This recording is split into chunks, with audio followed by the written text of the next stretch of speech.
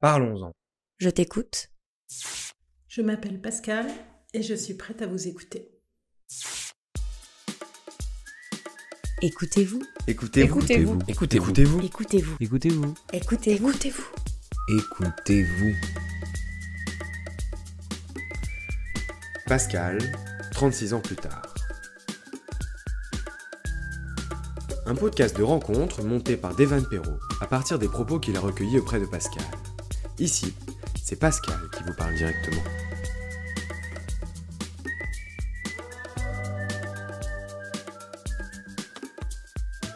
Pascal a entendu parler de nous par une amie. Elle nous appelle, nous propose son aide, mais son histoire ne correspond pas à nos prochaines thématiques. Nous lui demandons le temps de la réflexion.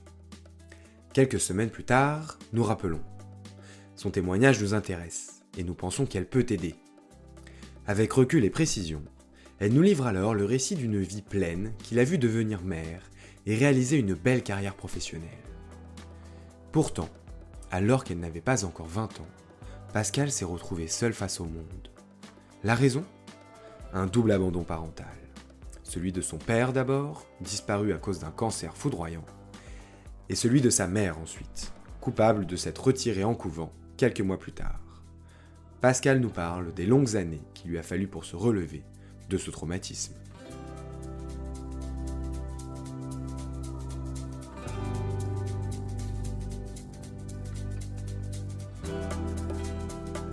Enfance et manipulation. Je m'appelle Pascal, je viens d'avoir 65 ans. Je suis née et j'ai vécu à Paris pendant 40 ans avant de partir habiter à Nantes. Je viens d'une famille plutôt bourgeoise. Mon père était cadre moyen dans une compagnie d'assurance et ma mère travaillait par moments, elle faisait du secrétariat. J'ai reçu une éducation catholique, j'étais dans une école privée à Paris et puis je suis allée dans un lycée plutôt chic du 7e arrondissement. Ma mère voulait absolument que je reçoive une éducation religieuse. Il fallait aussi que le lycée corresponde à ses valeurs, à celles de son milieu social.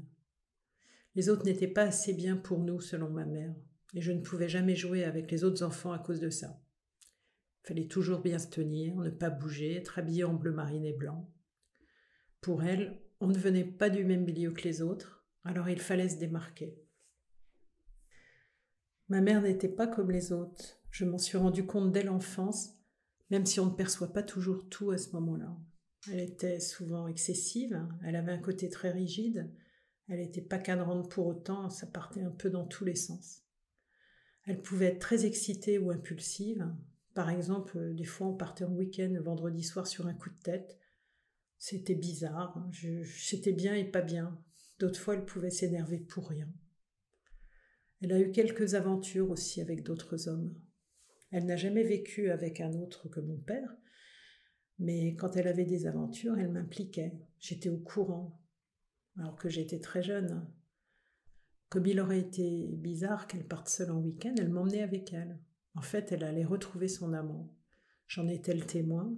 Des fois, il s'embrassait devant moi. J'étais gênée, mais j'étais partagée parce que c'était agréable de voir qu'elle était différente de la maison parce qu'elle était heureuse. Et c'était rare. Je le prenais aussi comme une chance d'être sa complice parce que je devais garder le secret vis-à-vis de mon père. Je me sentais un peu déloyale quand même. Elle était manipulatrice, elle me faisait faire plein de choses pour elle. Elle me demandait par exemple d'aller porter des lettres le soir à son amant.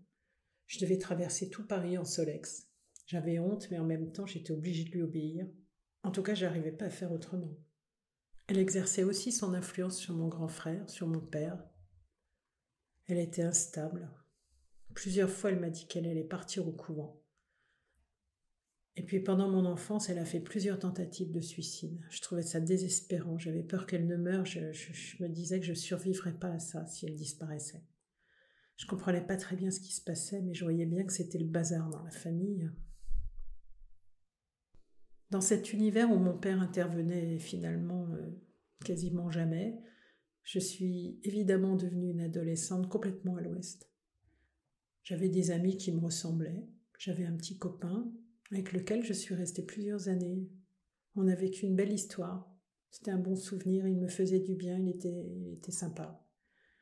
Je vivais dans une sorte de paradis artificiel, dans un monde onirique. J'étais rêveuse, poète, je fumais pas mal. Je faisais tout pour échapper à la réalité. Je lisais beaucoup.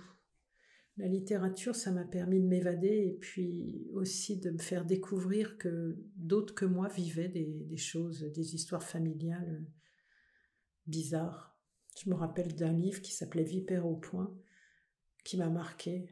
La littérature, c'était pour moi une porte ouverte sur un autre monde. Et puis un jour, alors que j'avais 17 ans, ma mère m'a emmenée aux Galeries Lafayette. Elle m'a acheté un vêtement dont je me souviens parfaitement, un beau vêtement. Et sur le chemin du retour, elle m'a dit qu'en rentrant, mon père ne serait plus à la maison. Plus tôt dans la journée, elle avait mis toutes ses affaires sur le palier et il est parti sans même entrer dans la maison. Il est retourné chez sa mère quelques jours et puis il est parti vivre à Château-Thierry. Ce vêtement qu'elle m'a offert ce jour-là est devenu pour moi le symbole même de leur séparation. Un événement qui a tout précipité.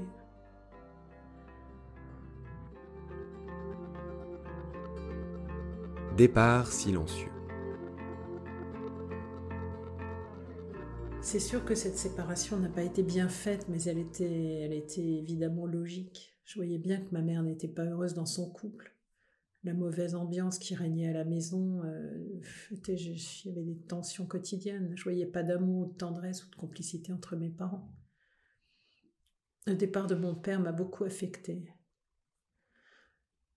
Le jour de l'obtention de mon bac, j'ai appelé ma mère pour lui annoncer la bonne nouvelle, lui demander si je pouvais aller boire un verre avec mes copains pour fêter ça. Elle m'a dit non. Elle m'a ordonné de rentrer immédiatement. J'ai refusé, j'en avais marre. Toute l'année, elle m'avait emmerdée pour que je travaille dans un contexte déjà assez compliqué comme ça, contexte dont elle était responsable. Donc je me suis rebellée. Je suis allée me réfugier chez mon petit ami pendant 2 jours. Elle m'a fait chercher par la police. Finalement, je suis atterrie au commissariat du 17e arrondissement et lorsqu'elle est venue me chercher, elle m'a vue, elle a voulu me gifler, mais les policiers en ont empêché. Et une fois à la maison, elle a fait exactement comme avec mon père, elle a mis mes affaires sur le palier, elle a appelé mon père pour qu'il vienne me chercher et je suis donc allée vivre chez lui à Château-Thierry.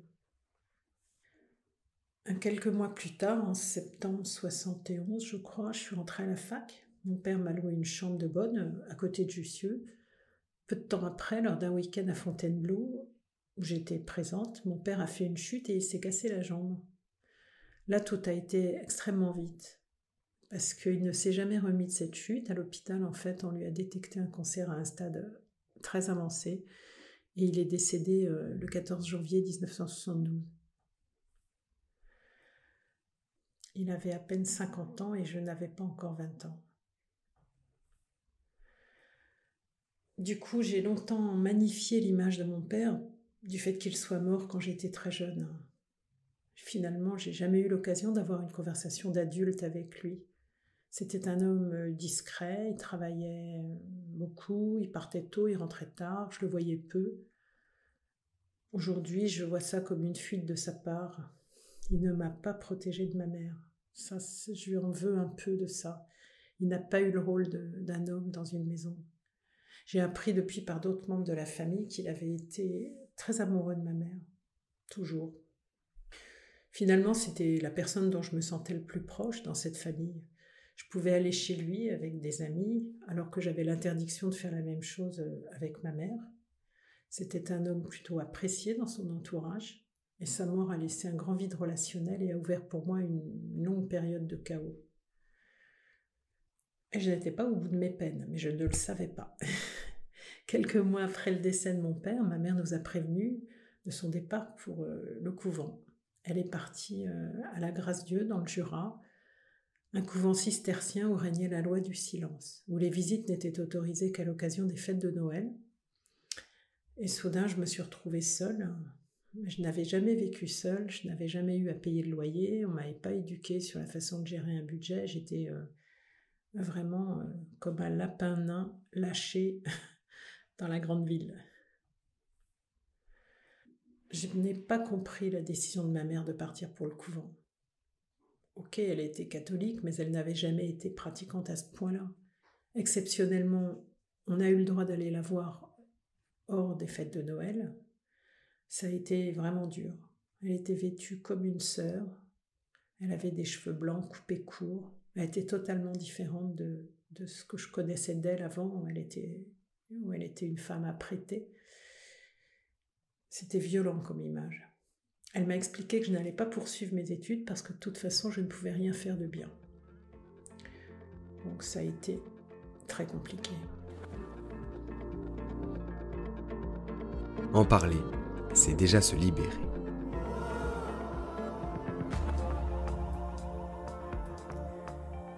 J'ai compris plus tard que l'éducation que j'avais eue et le milieu scolaire dans lequel j'avais évolué m'ont donné les bases pour ne pas tout lâcher après le départ de ma mère. À 20 ans, je devais me débrouiller seule. J'arrête la fac, je trouve un travail dans une compagnie aérienne. J'étais agent de réservation, donc je découvre un nouvel univers. Je travaille avec des gens de mon âge, c'est plutôt sympa. Mais ce travail, pour autant, qui n'était pas passionnant, m'aide à tenir en fait. En dehors du boulot, je suis toujours dans un autre monde. J'ai de nouveau constitué un paradis artificiel, différent de celui de quand j'étais enfant, mais le procédé est un peu le même. Je mène une vie dissolue, je sors avec beaucoup d'hommes, parfois 2 en même temps. Je fais n'importe quoi, je fume beaucoup, c'est l'air du temps aussi, les années 70 où il y a une certaine liberté sexuelle. Je crois que je reproduis le modèle maternel, je m'en rends un peu compte. Je suis moi aussi dans la séduction, je mélange tout. J'ai l'impression que quand je rencontre un garçon et qu'il m'embrasse, c'est qu'il m'aime. J'ai des angoisses dont je ne parle pas, alors là je suis incapable d'en parler, je suis trop gênée pour le faire. Donc il y a une chose qui m'aide à me tenir relativement, c'est mon travail. Cette vie dure une dizaine d'années à peu près, professionnellement je stagne. Le hasard fait que je candidate sur un poste au marketing et à ma grande surprise, je suis retenue. C'est là que ma vie professionnelle va prendre une orientation différente. Je commence à utiliser mes capacités. Forcément, c'est mieux de faire un travail intéressant. Je fais du rédactionnel, je lis la presse professionnelle, je fais une revue de presse mensuelle. Rien à voir avec mon précédent poste. Je me plais beaucoup. Mon rapport au travail change petit à petit, j'y prends goût, je fais des déplacements en Afrique. On me donne de la liberté, des responsabilités. C'est ce travail qui me donne un cadre et puis qui me permet de garder la tête hors de l'eau finalement. Parce que par ailleurs, ma vie affective, c'est toujours le chaos. Mes relations ne dépassent pas 2 ans. Je ne me sens pas capable de créer un couple ni d'avoir un enfant, ça me paraît vraiment pas possible. En 84, j'ai 30 ans. Je vis une relation assez toxique avec un homme. Une amie me conseille un psy. J'entame alors un travail thérapeutique qui va s'arrêter à la naissance de mon fils en 92. Du moins dans sa première partie, parce que je le reprendrai plus tard quand je vais arriver à Nantes. Au début, rien que le mot couvent me terrorise. Pendant toutes ces années, je refuse de parler du départ de ma mère. En fait, je peux pas, j'arrive pas, je suis emmurée dans mon silence. Je peux dire que mon père est décédé, mais quand on me demande ce que fait ma mère, je peux pas le dire. Je me souviens d'une fois au travail où l'un des directeurs de la structure raconte lors d'un déjeuner que sa tante est partie au couvent. Rien que d'entendre ça, ça me bouleverse. Je suis obligée de me réfugier aux toilettes pour pleurer. Je suis complètement émotionnée. Pendant 8 ans, avec ma psy, j'apprends à verbaliser ce qui est arrivé, à parler de mes parents, à dénouer les fils de cette histoire qui étaient complètement noués à l'intérieur de moi. Peu après le début de la thérapie, en 87, je rencontre un homme, un nouveau souffle rentre alors dans ma vie. Un nouveau souffle d'air, je me sens devenir une autre personne. Les premiers effets de la psychanalyse se font ressentir. Je commence à prendre ma vie en main. Lui, il travaille aussi au sein de la compagnie aérienne. Un jour, on se retrouve dans un vol commun pour Francfort. On discute pas mal dans l'avion, on s'entend bien. Et petit à petit, notre relation devient plus intime et on décide, 1 an après notre rencontre, de vivre ensemble. Il me fait découvrir de nouvelles facettes de moi. Il admire certains aspects de ma personnalité. C'est nouveau pour moi. C'est une reconnaissance que je n'ai jamais connue en fait avant. Et c'est vraiment agréable. Avec lui, je me rends compte que je peux intéresser quelqu'un, tout simplement. Je découvre aussi que c'est quelqu'un qui peut m'offrir de la sécurité. Il est rassurant. Et je n'avais jamais éprouvé ce sentiment, en tout cas surtout pas dans ma vie familiale et très rarement dans ma vie amoureuse. J'aurais pu ne pas avoir d'enfant à cause de mon histoire, mais finalement, grâce à cette rencontre, eh bien, j'ai réussi ce rêve finalement, parce que j'avais vraiment envie d'avoir des enfants d'ailleurs. Mon ex-mari a toujours été correct avec moi, même lors de notre séparation qui a eu lieu après 10 ans de relation. Il a eu 2 autres enfants d'une autre union, et j'ai toujours voulu encourager ce lien familial, c'est-à-dire que je partais avec mon fils Clément et son demi-frère et sa demi-sœur en vacances pour entretenir l'esprit de famille. J'ai été un peu critiquée de faire ça par mes proches, par mes amis, mais j'en suis fière.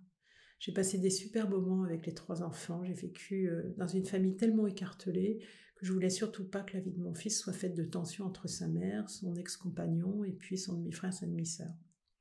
Pour moi, c'était super important que mon fils ait une fratrie. Depuis 25 ans, j'ai coupé les ponts avec mon grand frère. On s'est vus régulièrement à un moment, mais on n'a plus réussi à s'entendre. Mon frère a reproduit certains comportements de ma mère et elle pouvait être aussi violente avec lui. Il a eu une vie affective plutôt compliquée, je lui en veux pas. Ça a été dur pour nous de nous construire une vie équilibrée, vu le modèle que nous avions eu. Procès de famille. Depuis notre entrevue au couvent en 72, j'ai revu ma mère finalement 2-3 fois, pas plus. Elle m'écrivait de temps en temps, mais ses lettres étaient toujours pleines de reproches. Et les rares choses qu'elle savait sur ma vie étaient matière à critique. En 2002, j'ai obtenu un Master 2 en stratégie et ingénierie de formation. J'ai écrit à ma mère pour lui annoncer que, contrairement à ce qu'elle pensait, j'avais finalement réussi à faire des études. Elle avait quitté la grâce Dieu quelques années auparavant pour s'installer à Paris. Nous avons décidé de nous revoir. Je me sentais prête, j'avais mûri, j'avais quand même un peu peur. Je vivais désormais dans la réalité. Je ne peux pas dire que j'avais plaisir à la voir, j'appréhendais de ne pas la reconnaître. J'ai retrouvé une femme de 84 ans qui avait toujours beaucoup d'énergie. Je lui ai parlé de ma nouvelle vie à Nantes, de mon fils. Je lui ai dit que je ne voyais plus mon frère.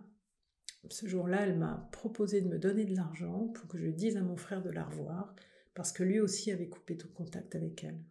C'était toujours la même. J'ai refusé catégoriquement, ce que je n'aurais jamais osé faire plus jeune. J'arrivais pas à lui dire non avant là, je sais plus. Finalement, ça m'a fait du bien de la revoir parce que ça m'a permis de faire mon deuil de cette relation qui était morte depuis longtemps finalement. Après ça, je l'ai revue très peu. Elle a vu mon fils une seule fois dans sa vie. En 2012, ma mère est retrouvée chez elle, elle était tombée et son pronostic vital était assez engagé. Les pompiers étaient très pessimistes parce qu'elle était restée plusieurs jours au sol. Je suis allée la voir à l'hôpital. Le médecin pensait qu'il lui restait plus longtemps à vivre. Mais en fait, elle a vécu 4 ans. Et moi, en tant que fille, j'avais l'obligation légale de prendre ses soins en charge. Enfin, d'assumer, de prendre ses soins en charge. En parallèle, j'avais repris à Nantes une psychanalyse et je n'étais pas encore prête à assumer émotionnellement et matériellement l'accident de ma mère. Donc j'ai pris une décision, c'était celle de ne pas assumer mon obligation alimentaire à son égard. Ça a eu pour conséquence, j'ai dû prendre un avocat aux affaires familiales pour ça. Le procès a été très rapide. J'avais préparé un dossier avec mon avocat.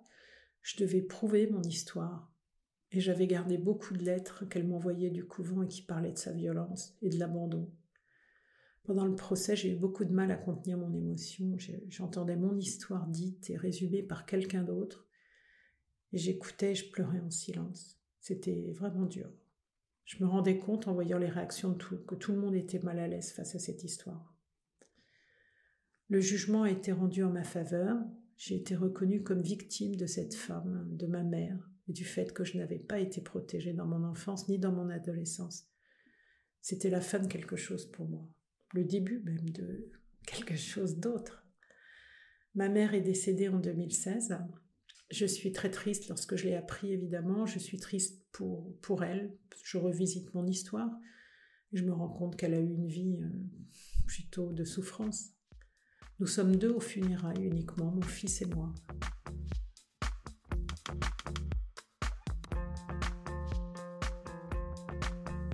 « 36 ans plus tard. Aujourd'hui, je suis plutôt satisfaite de ma situation. Je suis au codir RH de mon entreprise. Je suis mère. Je me sens plutôt bien dans ma vie. L'abandon dont j'ai été victime, finalement, il m'a donné de la force. Il n'y a pas que du négatif. C'est vrai que j'ai souffert, mais ça a fait naître des ressources personnelles qui n'auraient probablement pas émergé si le chemin avait été plus lisse et si j'avais été plus coucounée. Je pense que je m'en suis pas trop mal sortie, même si j'ai encore du travail à faire personnellement, je le ressens. Ma stabilité dans mon travail a toujours été un pilier, un repère. Dès mes 20 ans, il a fallu que j'en ai un. Pour moi, c'était grave de ne pas avoir de cadre, de base solide, de fondation stable. En fait, quand on se retrouve dans ce genre de situation, on est obligé, si on veut survivre, de déployer une stratégie. On ne peut pas faire autrement. En tout cas, moi, je n'ai pas pu faire autrement. Sans le travail, j'aurais pu mal tourner. J'aurais pu devenir prostituée, droguée, mais je crois que mon fond d'éducation m'a fait tenir, m'a fait m'accrocher à mon travail notamment. Aujourd'hui, je me rends compte que mon travail a contribué à ma construction identitaire. Je me rends compte aussi que le travail thérapeutique que j'ai fait m'a aidé énormément. Les gens me disent que je peux être fière de moi, mais moi je le vois pas comme ça. Disons que j'ai essayé de faire attention à l'éducation de mon fils, à moi-même, et puis du coup aux autres. Et je fais un métier en lien avec les autres, avec la relation aux autres. La psychanalyse m'a beaucoup aidée, j'ai pu finalement regarder en face l'abandon de ma mère et aujourd'hui j'ai être capable d'en parler. Je serais ravie de pouvoir en parler à une personne qui en aurait besoin. Je peux partager cette expérience. Je peux partager cette expérience avec quelqu'un qui aurait une histoire de vie approchante.